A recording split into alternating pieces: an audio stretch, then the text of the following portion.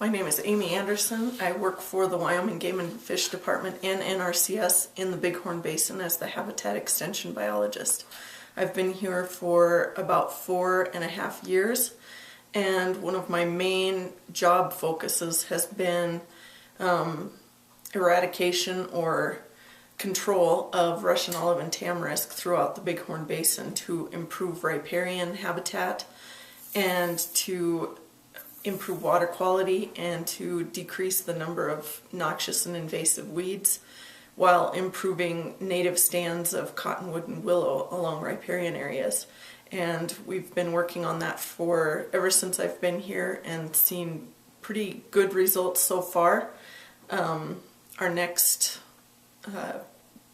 project will be to try to get more of the native woody species, the cottonwood and willow, to move in after we remove the Russian olive and tamarisk.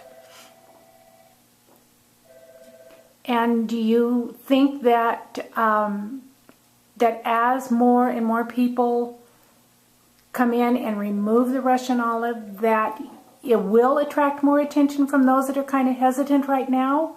Or do you think they're still going to kind of put a stop to it for a while?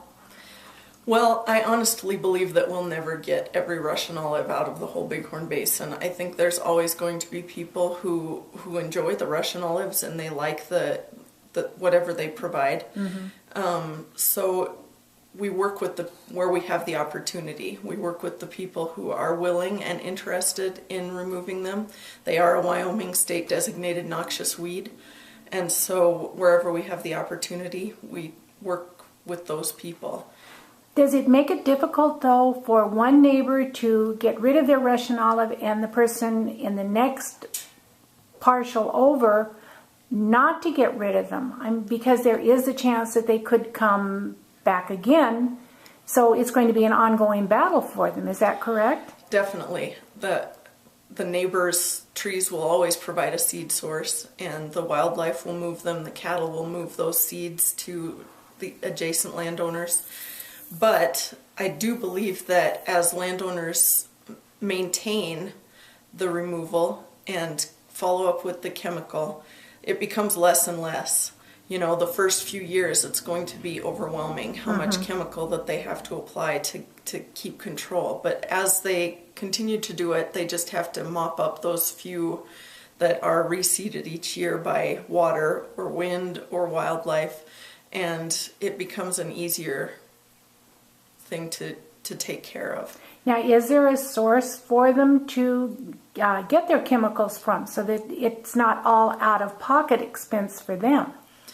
Well, the weed and pest districts, most of them do offer some cost share on the chemical, so they're not having to pay the entire cost.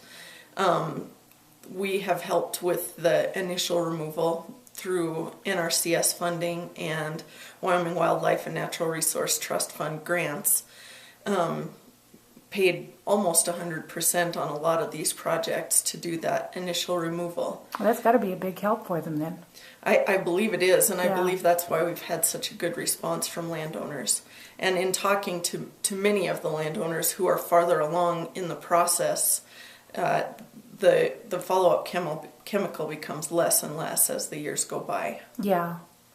Now, what about the Russian olive removal with the help with water quality? Have you seen a difference in the water quality or quantity in the areas where the trees have been removed?